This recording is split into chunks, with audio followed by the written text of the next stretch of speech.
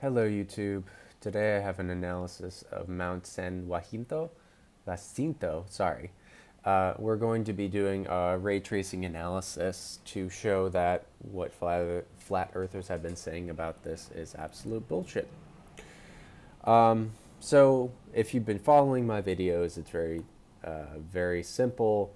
So basically I download the SRTM data with the 1 second resolution, and I plug it into my program, which I use to create three-dimensional models using ray tracing and refraction using Fermat's principle and the standard atmospheric model to simulate that refraction. So for anyone who's looked at this problem in any detail, here's an elevation profile coming from the observer of JTolan Media1. JTolan 1 Media, his observation point is over here and the mountains over here, and here's an elevation profile showing all of the features which are along the line of sight, or the great circle route between his observation point and the peak. And I didn't pick the highest elevation point. I tried to do my best to actually get the GPS coordinate to be close to where I think he was, which was, oh, actually, let me check and see how high he is.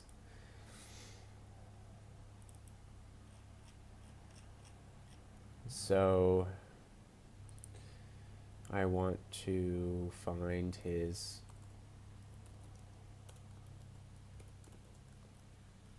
so if I go to my code and I print out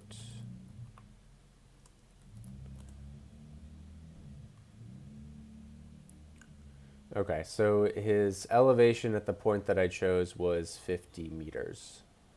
All right, so I have the coordinates here, so let's plug them into Google Earth.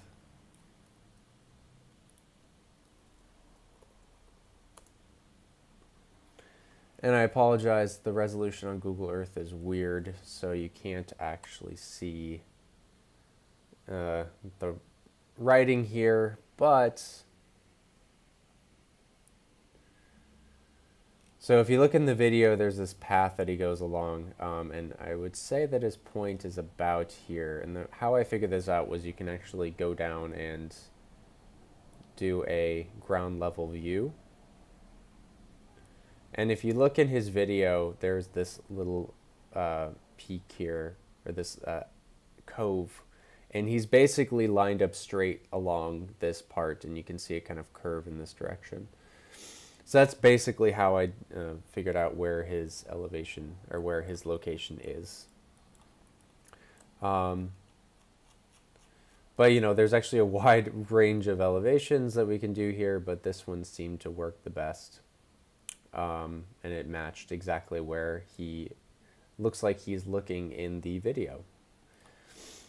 So let's start our presentation back again. So that's where this point is. You can barely see it, but you can see that this mountain is incredibly tall. It's over 3 kilometers in elevation. And the distances are comparable to the Pikes Peak observation. So let's just look at the ray tracing model with no refraction. And so the claims that this cannot be seen on a round Earth is just completely false, because even with no refraction, you can actually get the tops of these mountains to actually be seen.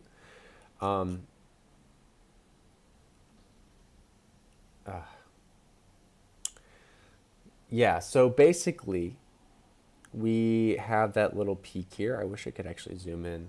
Let's see.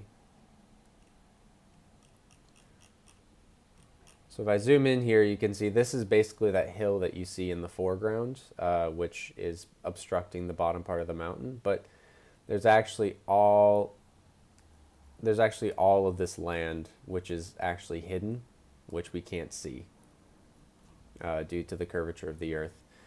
So if I do the three-dimensional render, of course, what we see is that the top of Mount Jacinto is actually visible, but there's some stuff which is not visible, like this side peak over here. So In order to actually address that point, we actually need to include actual refraction. Now in my calculator, I added a feature where you can actually change the wavelength of the light in which you're calculating it for, and the range is near IR to near UV.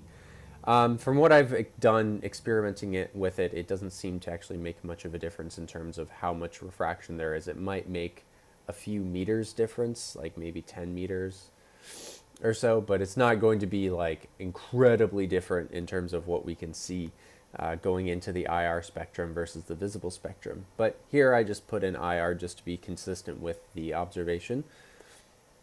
And so now when I do the render, this actually looks a lot more promising. So we see this side part here, and we see a lot more of the San Jacinto peak, and then we have this mountain over here and these peaks over here, and a little bit more of the peak out front, more of the land out front. Okay?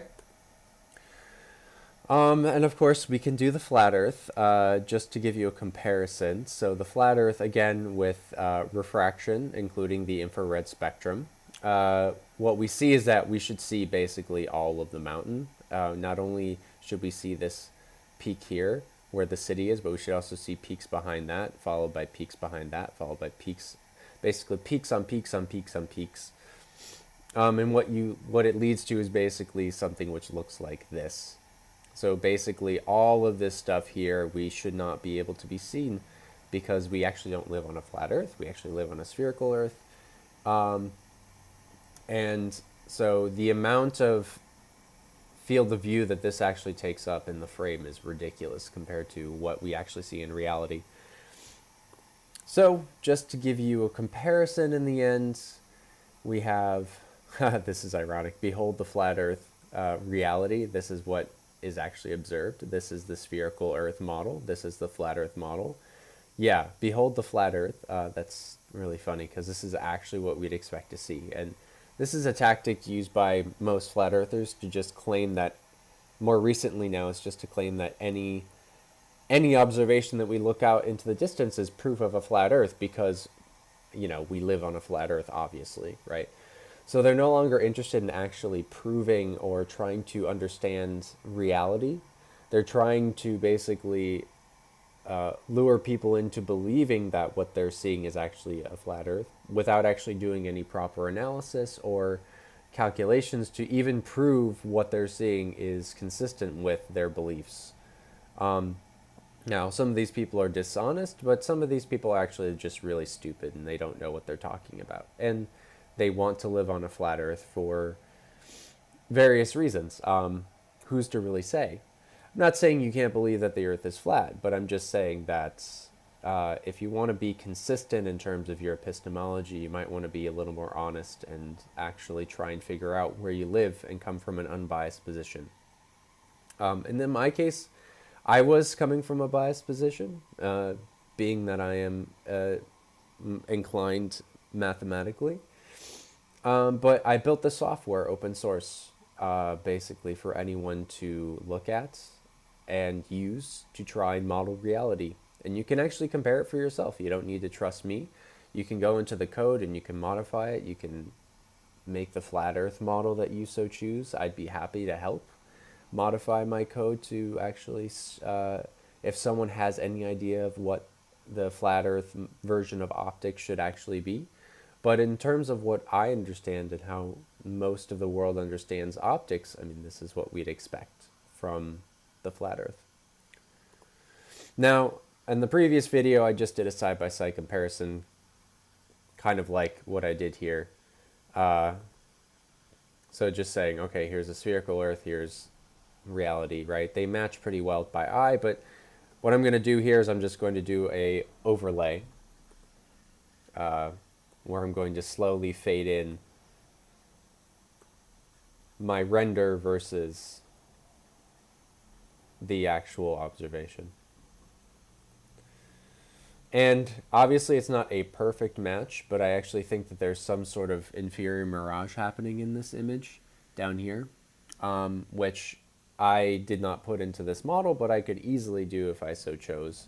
That inferior mirage is pushing the horizon down very slightly.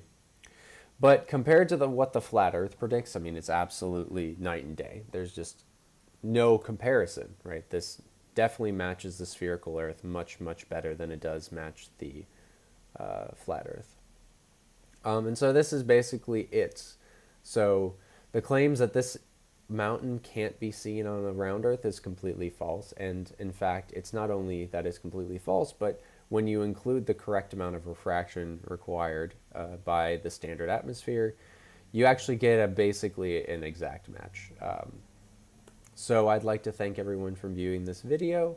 I will probably not be making videos for a while. I have work I need to be working on, but I will definitely be trying to keep track of comments, so let me know what you think of these videos and what you might like to see in the future. All right, thank you very much.